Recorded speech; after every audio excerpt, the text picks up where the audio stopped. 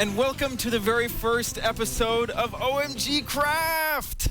My name is Chad Johnson. I am your host for this show, and in this show, we are going to cover Minecraft in all of its glory.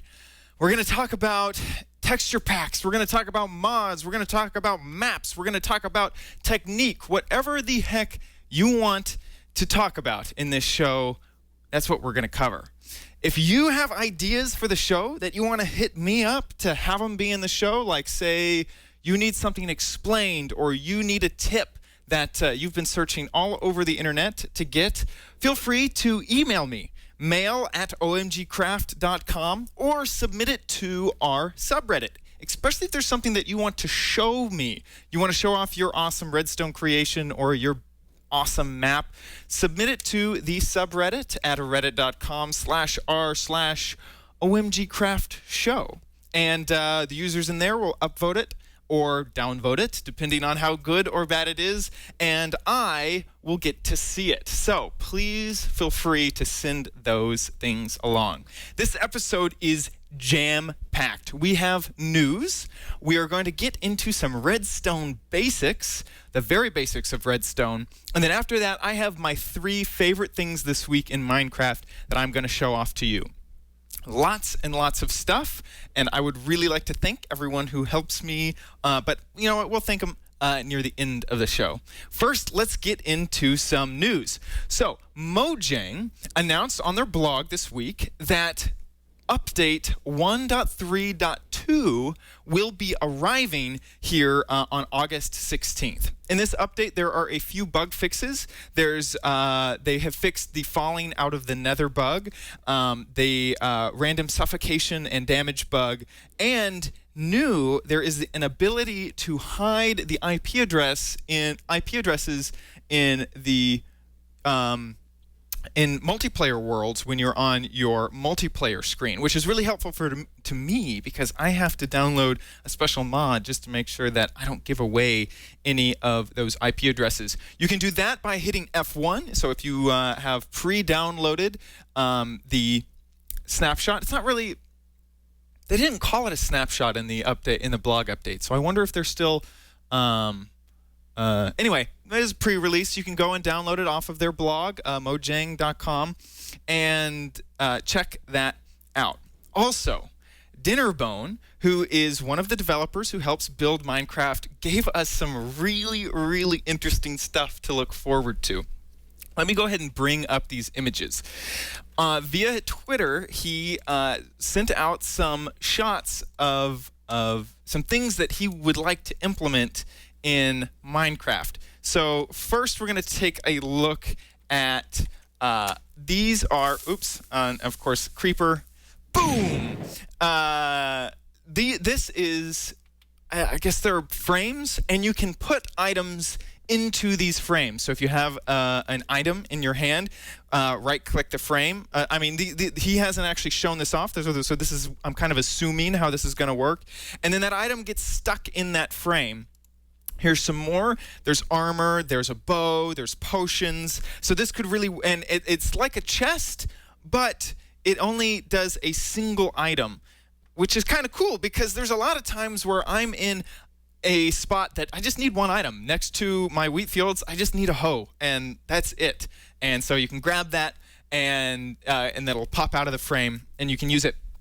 Jeb also sent out a tweet that said that he was helping Dinnerbone work on this, and what he added was a background. So you can see in here there's an ender chest, there's a sticky piston, and there's a fence in there, and that has an added background. So these are some exciting things to look forward to in some new updates. One more thing, when Dinnerbone sent out this tweet, he also mentioned who had submitted it, and it was a Reddit user. And he also mentioned one more thing, pots.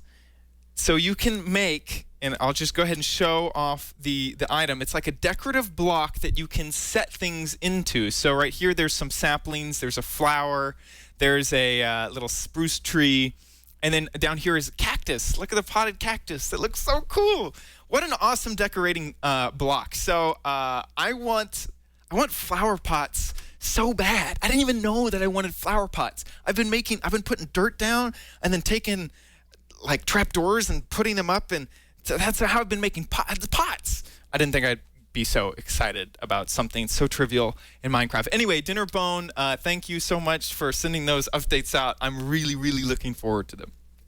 That's about it for news. Now, next, I wanted to get into Redstone. For the very first episode of OMGcraft, I wanted to cover the basics of Redstone. You've probably seen Redstone, heard of Redstone. Maybe you've even built some things out of it, but I wanted to cover a lot of the basics because when I started getting into Redstone, there was a lot that needed to be explained that I didn't even understand. Now, the world that I'm about ready to show off and run through was created by one of the producers of OMGcraft, T2T2, with the help of Cheeto. And this is based off of, let me make sure I get the username right, Tavi Ryder's World of Redstone. Now, the World of Redstone map that this is based off of was back in beta 1.1. So this map has been updated to have all the things that have come since beta 1.1, like pistons and stuff like that. So huge, huge, huge thanks to T2 for making this. So let's first get into, well, you can find redstone anywhere in not anywhere, but in normal places that you would harvest blocks. Redstone comes in dust, and then when you put it on the ground, it looks like this. So right here, we have some powered and some unpowered redstone. When you set them next to each other, they make a line just like this. You can tell which one's powered and which one's unpowered by the particles coming off the top of it right here, and then also that it's brighter.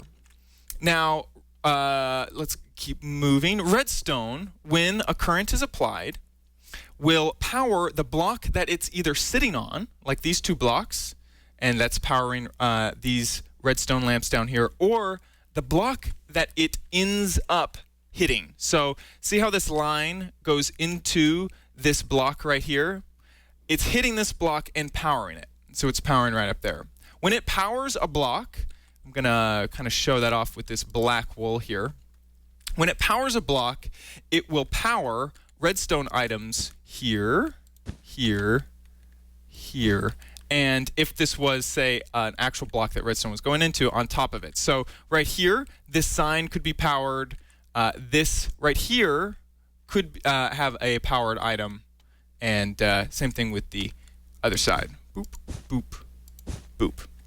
Now, when torches, redstone torches, and we'll get to those in just a second, are placed onto a powered block, they will turn off. So you can see that this block is not powered because the redstone lamp is not on top of it. But once we power this block, ding, the redstone torch that's attached to the side of it will turn off. This one that's not on the block, that's just sitting here on the ground, did not turn off. Now this can be used later, and I'll explain it in much more detail later, there's a whole bunch of logic gates and things that you can do with this sort of behavior. So if you turn it back off, the redstone torch turns on, turn it off, turn it on, and then, so it does the opposite of whatever the block that it is attached to does. Now, let's get into some of the creators of redstone current. Right here I have a whole bunch of them. Let's start with the torch. It's probably the most basic. You set it on the ground, and it will send a current down to your output. Right here, we, to make it simple, have colored the inputs as red and the outputs as blue with these red and blue wool. Now, you can use whatever the heck you can set redstone on anything except for glass in the world.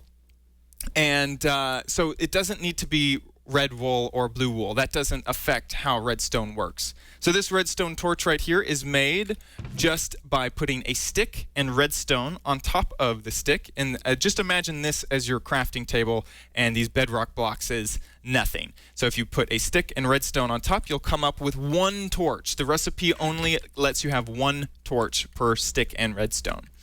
Next is a switch or a lever, and this, when turned on, will send the current down the way. Some people like to use switches instead of these redstone torches because they don't create particles. So you can see the particles coming off of this torch. Sometimes in servers you'll see people using only switches because these particles here will create lag. And that's created really simply by cobblestone and a stick. And lots of people have more cobblestone than they have redstone. So they feel like it is better to create levers instead of torches. Next is a button. And a button is interesting because when you hit it, it'll turn on for a second and then it will turn off. It'll just create a 1 second pulse down the redstone current. And that's used by creating two smooth stone on top of each other. Also, there are pressure plates. There are two types of pressure plates, and they act a little bit differently from each other. They'll create a redstone current. The first one is a stone pressure plate, and the second one is a wooden pressure plate.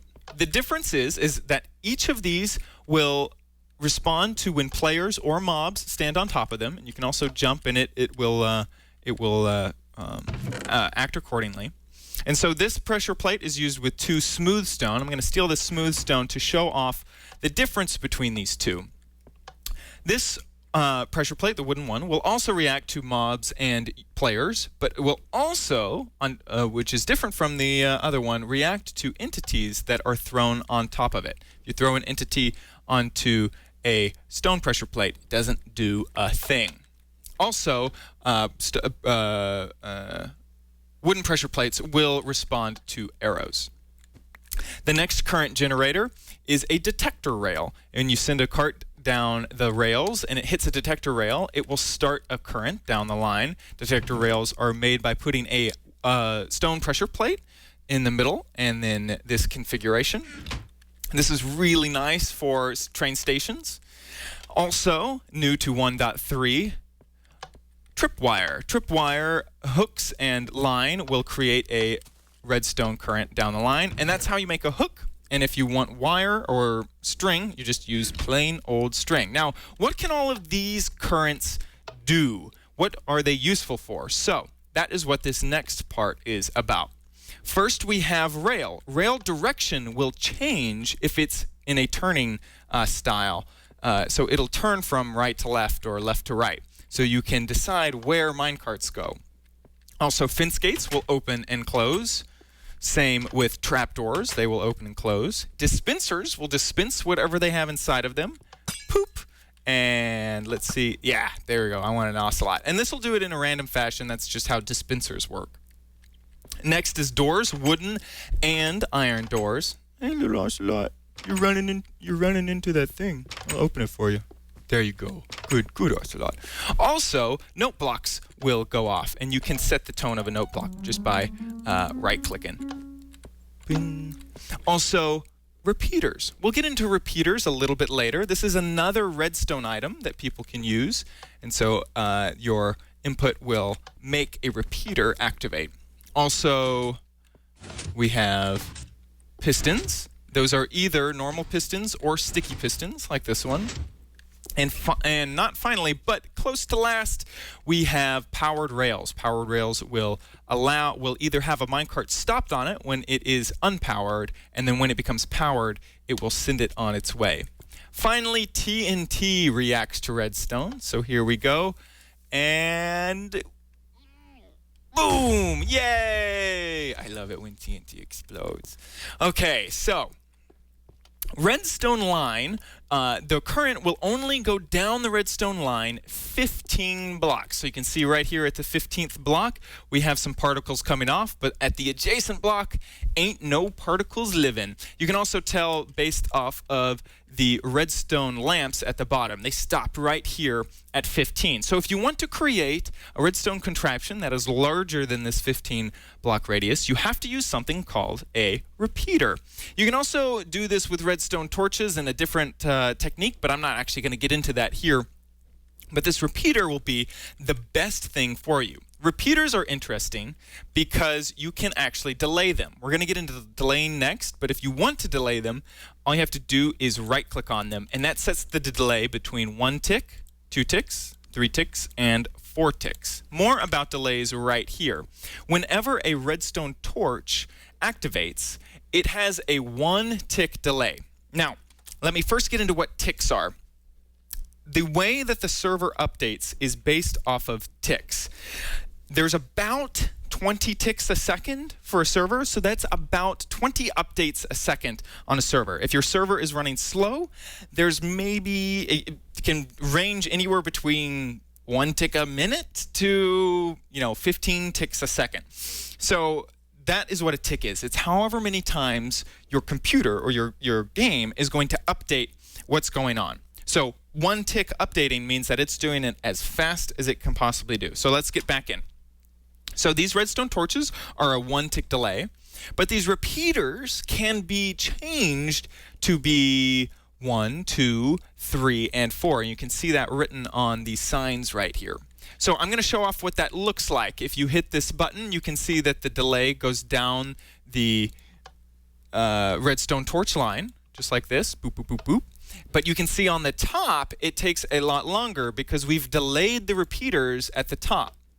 This is really useful if you're trying to do complicated timing things, like you need to wait for a block to update in a cobblestone generator, or you need to wait for a piston to push into place before something else fires in your redstone generator or redstone contraption. So that is what delaying a redstone repeater can do. Really, really useful when you get into the more complicated things.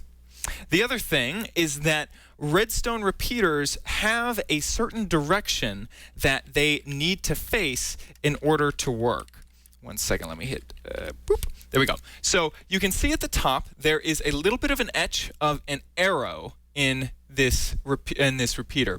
So the current is being created by this torch, heading along this way. It hits this repeater and then comes out the other end of the repeater in this inner circle. On the outer circle, though, the redstone torch is creating a current, sending it down, but it hits the repeater, which is facing the wrong direction, and the current does not continue on after that. This can be helpful and frustrating because in order to place it down, you have to be facing in the right way. But really, it's helpful because you can use this to work redstone in tight spaces, because now instead of having all 4 adjacent blocks being able to do anything, now you only have 1 that the current will come through. And we'll see that later in the gates, the logic gates that we're going to see in a bit. Now, how does redstone react when placed on the ground? Let's first get into torches. Torches will power a block above, a block below, and a block over to the side here whenever placed down. So that's why this line is activated, because this torch is setting it on. Also over here, you can see the same thing. There is redstone up here that is on because the torch below it is powering it. And this one is on because the torch above it is powering it.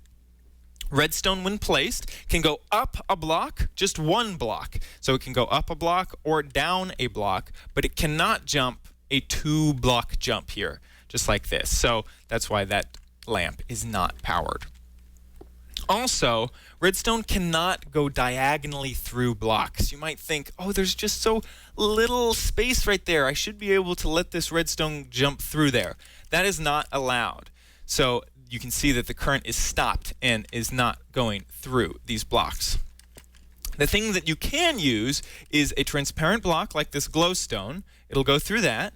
Or half slabs. Upper half slabs will allow a current to travel on, and so you can see that these redstone lamps are powered, and this one is not.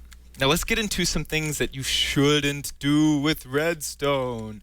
Oh, you can see the stripy line. It's a very dangerous place here. This TNT is sitting next to redstone. You may think that when this redstone is activated, it wouldn't light the TNT on fire. Well, it's not going to light it on fire. It's just going to activate it. So if I break this, set my redstone torch down, it will activate that TNT, even though it's going by the TNT, not really into the TNT or powering a block next to TNT. Also, water will destroy all redstone creations. If I put down this torch, it's going to pop off. That happens with repeaters and with redstone dust. Also, here's something you probably shouldn't make. This is a timing clock, and what's going to happen is it's going to work really, really, really hard until it burns itself out, and we can see it do that. And if you think about what's going on, is this torch will turn on this block, which will turn on this redstone, which will turn on this block, which will turn off the torch. Once the torch is off, the whole system repeats itself, which means that this block is no longer powered, which means that this block will turn on. So this type of clock will run so fast that it ends up burning out the torch below it. You can hear it actually go psh, just like that. Don't create a clock like this. There's lots of other ways to create clocks in Minecraft, but this one is just broken and will not work. Now, let's get into something that is really, really exciting with redstone. You can create creations that do more than just say, open a door. Do a more than just yes, no, on, off, 0, 1 sort of style of activity. So the way you do that is by creating redstone in such a way and using the fact that torches will turn on and turn off when they're placed in certain configuration. When they're placed against a block, they'll do the opposite. And using this sort of 3D, this is how I imagine it in my mind, is like this 3D programming that you're doing with blocks.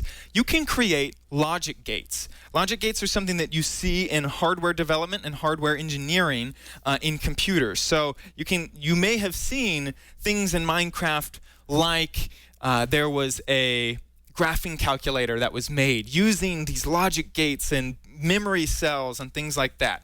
I'm not going to show you how to do that, but I am going to show you some of the basic logic gates that you may want to use in your creations. And I'll try to explain some of the things that you could use these logic gates for. So first is a Nand Gate. What this does is the opposite of whatever the input is. So I want you to remember again that your input is in red and your output is in blue. So here the input is off, and this could be also translated into yes, no. So let's say this is no, and the output would be on or yes, or we could also say that this is 0 and this is 1. I'm now making it very confusing, I understand. I'm trying to show you that you can do things in binary, in yes, no's, or on, offs. All of that stuff is exactly the same. So because that the redstone torch will turn off when this is powered, it will do the opposite of whatever the input is. See that? So you can tell that my redstone lamp turns off when the line is on, and it turns on when the line is off. That is the very basic Nand Gate. Now let's get into an AND gate. Using this setup here, with the torches in this configuration, and same thing with the redstone, you can create the sort of gate that needs this switch and you can see that it's off, it's still off, that redstone lamp is still off, and this switch needs to be on to turn on your output. So, and they both need to be on, this one and this one, for your output to work. If you are worried that you're not going to remember these contraptions, don't worry about it, because I'm going to go ahead and send you, at the end of this, you can go to omgcraft.com/go/world of redstone and download that very first map done by Terra of Raids. Oh man, I keep getting his name wrong. Terra of Riders world of Redstone. So if you are worried that you're not going to remember this setup, don't worry. You can go ahead and download that map, and there are a lot more logic gates. So let's continue on. Next is an OR gate. So this input, or this input can be on to create the output of being on. So if I turn 1 on, it will allow the output to also be on.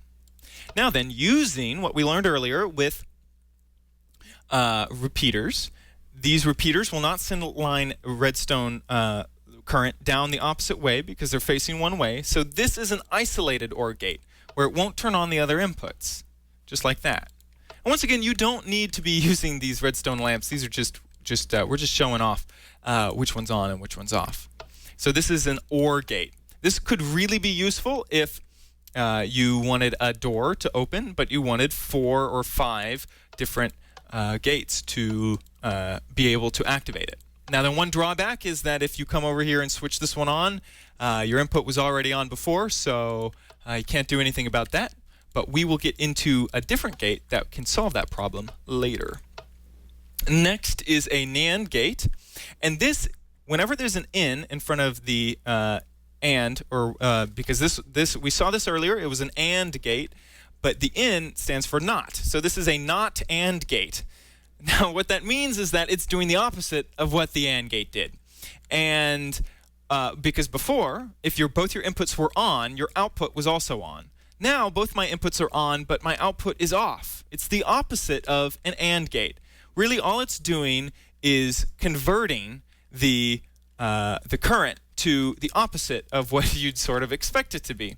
So if you want the output to turn off, you need to turn both inputs on. That is an NAND gate. I also like it because it reminds me of Nand Gate. But that's a different gate altogether.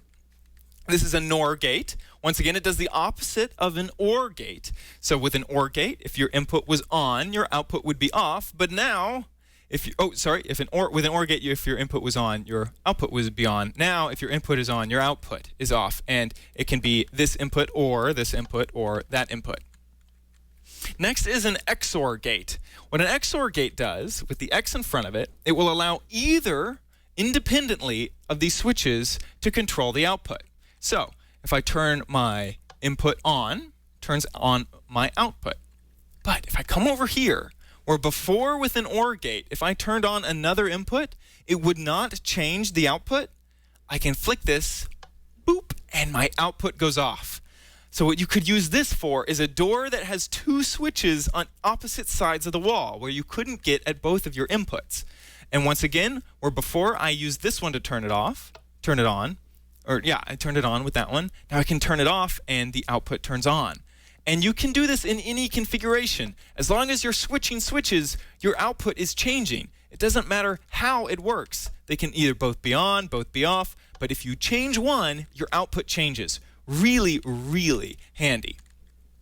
Next is an XNOR gate, where that was a XOR gate. This does the opposite of what it did before. So if you turn an input on, your output turns off. So very simple. It's just the opposite of the last one, but it has a much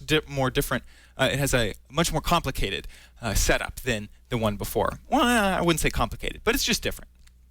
Finally, and this is the last one, we've had a lot to go through. This is an implies gate. An implies gate is interesting because it allows you to lock your output. So here, this is in the locked configuration, where no matter what I do to this input, let's say input B, I can't do anything to it. Doesn't change the output. But if I come over here and unlock the input B by switching input A on, I now have control of my output. This could be used to lock down a door, or may need to do a few things before you can actually use a redstone lever. That is pretty cool that it just locks down the thing. And I want to give a huge, huge, huge thanks to T2T2 for coming up with this world for me to play around in. Once again, if you would like even more redstone things to run through, please go check out Terra writer's world of Redstone. You can see it right here. It's on a dirt world, and there are a lot of gates that you can run through. Remember that this was built in 1.1, so not absolutely everything is going to be in there. There's been a lot of updates since 1.1, but all of your gates are still completely useful. I hope that you've learned a little bit about Redstone. Redstone can be frustrating at times, especially if you don't know the basics. So I hope that I've helped you out. Finally, this is my favorite part of the show. We're going to get into my top 3 things that I have been enjoying the past week in Minecraft. This week, we have a mod. We actually have a launcher for you. We also have a mod that helps you navigate around your world. And then finally, a PvP server that I have really been enjoying. So first, let me get into my first mod. This is a launcher. This launcher is called Magic Launcher. What Magic Launcher does is when you download it, it'll be downloaded as a zip. Just unzip that file, and you'll have to download a PC version or a Mac version. But you can go to omgcraft.com/go/magic launcher, and you'll be taken to the forum page where this exists. And it will look just like your Minecraft game. And in fact, if you look over here in the corner, you can see that's my normal Minecraft game right here. Right next to it is Magic Launcher. Magic Launcher, when I go ahead and launch this baby up, and right now I am showing off version 0.9.8. It looks an awful lot like the normal Minecraft launcher, except there are some tabs here at the top and some settings here on the sides. First, let's head over to these tabs. If you hit the first one, this is the normal Minecraft tab that you would expect to see in your normal launcher. Next is a Reddit tab that shows off reddit.com/r/Minecraft. Next is a Notch tab, which shows off his Twitter feed. A Jeb tab, which shows off his Twitter feed. A World of Notch Tumblr feed, a FeedBurner feed, and a Wikipedia feed. So now you have tons of information here right at the top. This isn't even the best part. If you come and look over here at where you're going to log in, and let's go ahead and make this bigger. Oops. By bigger, I mean let's go ahead and close it. I love that this is a live show. Over here in the corner, you can see Setup, Options, and Log In. Let's go and check out Setup. And also there's this drop down, but we'll get into what that does later. Setup. This allows me to add mods right here in the game window. I don't have to use a separate application to push my mods into my jar file. On top of that, I can choose multiple configurations. So here at the top, I'm in default, but I have another one named Minimap. And then I have another one named 1.2.5 stuff. So if I go to Minimap, you can see that I've already added mods in here. It tells me that my Minecraft jar is 1.3.1 and that there are some external mods down here. Let me go ahead and jump into 1.2.5, and you can see that my Minecraft jar is a 1.2.5 jar. This allows me to keep my jars all intact and run through these right from here. So now knowing this information, I'm going to close out, and I can choose the jar that I want to use just from this little configuration window right here. I don't have to go in, rename jars, and then launch my game. I can just do it straight from here. So nice. Let's go back into Setup. If I wanted to add a mod, all I have to do is run on over here to Add, click it. This automatically navigates to your mods folder in your Minecraft, if you're in your .minecraft folder on PC, in your application support Minecraft folder if you're on a Mac. And you can see that I've already downloaded some mods like IP Hider, Mod Loader, and these are all in zips. It'll unzip it. In fact, you probably don't want to unzip it, and just like that. But now I don't want to hang out here and default. I want to go back to my Minimap, and you can see that I have Mod Loader installed, Reuse Minimap, and also IP Hider, and that's what I'm going to use to show off my next tip. Now, Once you've done all of this, you can just go ahead and click OK. You can also test to make sure that your Minecraft is going to launch. When you do that, it'll go ahead and open up a separate window, and looks like it launched just fine. And you can also view logs of what's been going on inside of there. I really don't know what any of that means, but if you do, that's awesome. Let's go ahead and click OK. Now, I'm going to go ahead and do some stuff that you're not allowed to see. And we are going to... Now I'm going to show off what server I wanted to show off. And inside this server, you're going to get to see my third favorite thing. So you're going to get a 2-for-1 here coming up. My server is MineZ. Now, before I talk about this, I need to talk about Days or DayZ or DayZ, depending on where you are in the world. DayZ is an Arma 2 mod that you could add to your Arma 2 game, and this is a much more realistic, first-person shooter game, a first and third-person shooter game. And you find yourself in a world full of zombies. Resource gathering is your main motive. You really don't want to die because you lose all of your things. You try to gang up with your friends and go find resources, and you can put together things to make vehicles, and you have to watch out for raiders and all sorts of stuff just like that. That's a lot of fun, but it's not on my favorite game in the whole wide world. MineZ, in fact, is. If you would, so it's taking DayZ and porting it to Minecraft. You're going to find zombies. You're going to have to resource gather, and you're going to have to try to stay alive as long as you can inside of MineZ. If you would like to check out MineZ, I'm going to first send you over to their Reddit page, reddit.com/r/MineZ. And they have all the information and extra information about how to join. Down here, there are public servers for you, and there are also private servers if you help them out. So let's get straight into the game. I'm going to go ahead and join MineZ, and I've been playing with some friends for a little bit, so I already have some items. Items work a little bit differently in this, and by the way, everything is a server-side mod instead of a client-side mod. Now you're getting the 2-for-1 here because up in the corner is my third pick, Ree's Minimap, and we're going to get into that in a little bit later. This is a PvP server, so people will hurt you. When you start off, you are given a wooden sword. Whoa!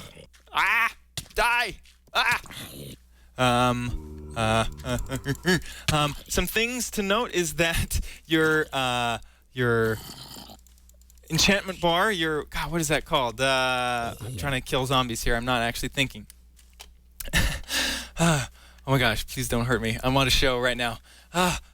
Okay, so your enchantment level down there, see how it just changed from 3 to 2 if you're looking really closely? That's actually your hydration bar. So if I come over here, I have some water. Ah, oh no! Oh, I'm bleeding. Oh gosh. Okay, so I drank water, and so now I am hydrated. So I went up to 19. I'm going to add, there we go. Whew, much better. You can see in the chat. I was bleeding, so I just used a piece of paper as a bandage to stop my bleeding. And that is, and you can also see that people are killing people in the chat. Oh, is that my only piece of paper? Darn it.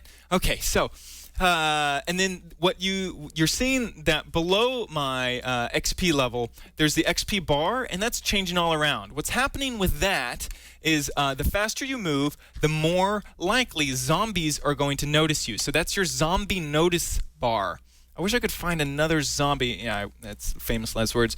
Zombies move incredibly fast in this game, just like they do in DayZ. So, uh-oh. I just heard someone get... Are they up here? Woohoo! Okay, so here is a chest. The only way to get resources, darn it, in this world is through chests. You can actually punch a chest, and it will give you... Ow! Ah, no, don't hurt me. Ah, dang it. Okay, well, now you're going to get to see what you spawn with. when you're killed, you actually turn into a zombie yourself. So now there's a zombie in the world that player has to kill. That zombie also has all the items that I had in my inventory. So once they kill that zombie, they're going to get everything that I had in my inventory. I didn't even catch, who is that? Flightless bird. Yeah, find that person and you know what to do. So when you're killed, they get all your items if they end up killing the zombie that you turn into. But also you're kicked from the game. So I've just been kicked from the server, and I have to go back in and join. When you join, whoa, there's a lot of people in here. Hey, Cheeto, how's it going? Here are your rules, and they also explain that a lot of items in this world are different than any other world. See this diamond? Oh, it's so nice. Aw, scheduled reboot right in the middle of the show. Okay, so items work differently in this world than they do in other worlds. So you saw my paper was actually a bandage. Shears are what you would use to help heal other players. So you hit them with shears, then you hit them with, red rose dye, and then you hit them with paper, and then you hit them with shears again, and they get an enchantment to start healing again.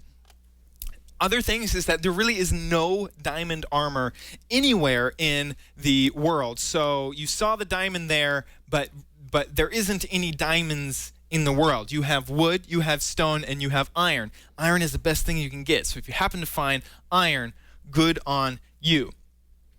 Also, the only way to get health back is to use items. You can't just have a full health bar and get your health back. And food will only be given in 1/2 chicken leg assignments. So if you have bread or if you have melon or anything like that, you're only going to get a 1/2 heart back every time that you eat something. Don't worry, we are back in the game. And to start off, you're in this area and there's no way to get out of it. So you have to type /minez spawn. And then you are sent to a random spawn location throughout the world. Now that I've done all of that, and you can see the items that you're given down here, this Ender Eye allows you to be in a public chat. So you can see down there, I4 in the bottom. That's this eye. I hate being in that freaking public chat, so I throw that Ender Eye away as fast as I can because I don't like being in that chat. If you don't have the eye selected, you can only hear players within a 250 block radius. Also, the universal sign for peace is to block your sword. See how he's blocking his sword right there?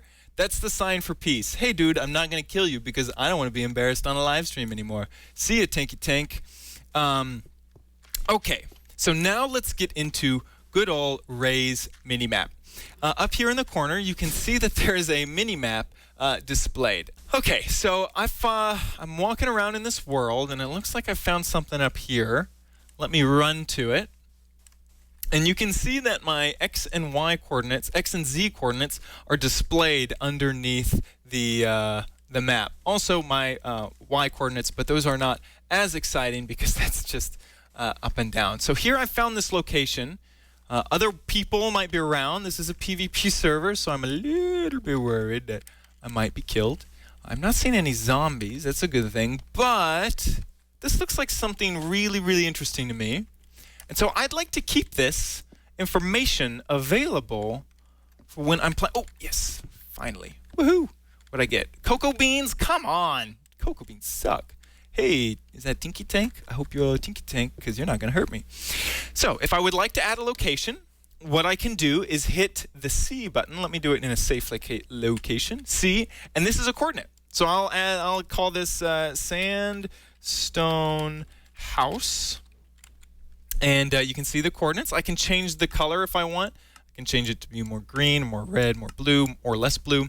Let's go ahead and save it. So now, look at that wonderful coordinate has arrived on my map.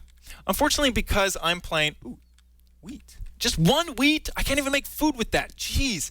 Okay, so once you've played on a computer for a while, you're probably going to have a lot of waypoints. Unfortunately, I didn't bring my other waypoints over with me when I started this game here that we're playing now. So I actually have waypoints for other towns within this server that you're not seeing because I didn't transfer them over.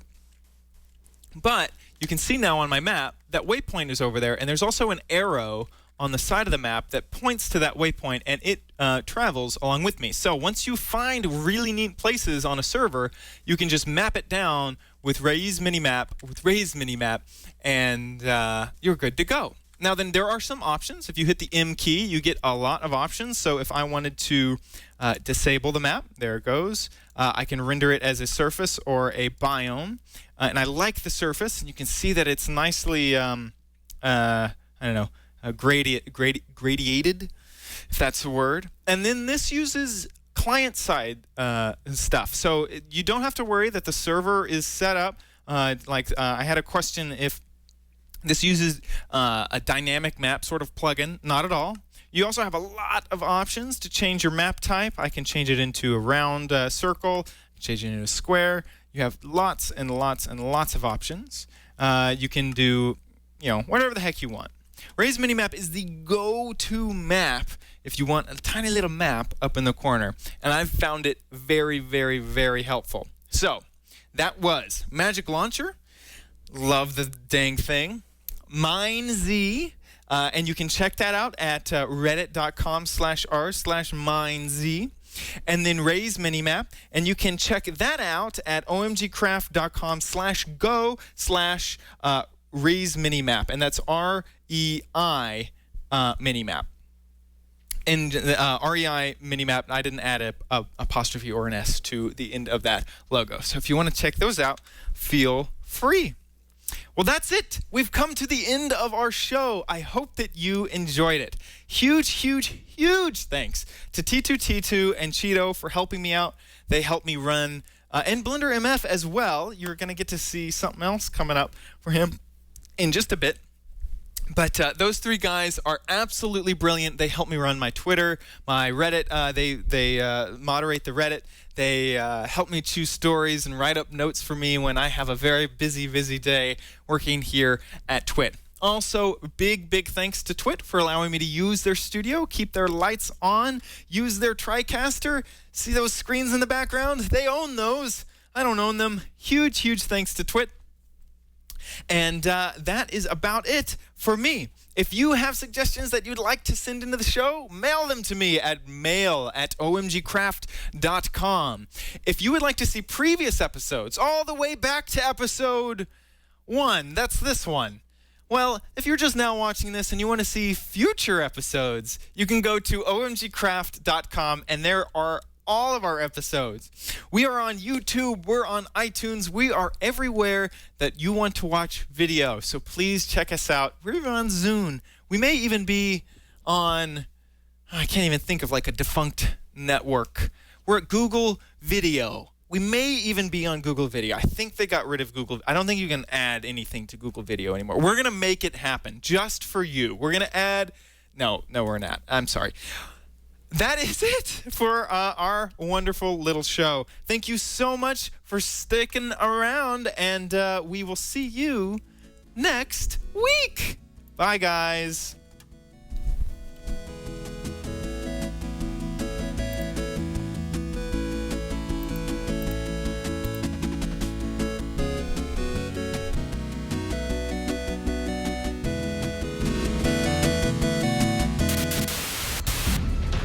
The potion, so I'm dead.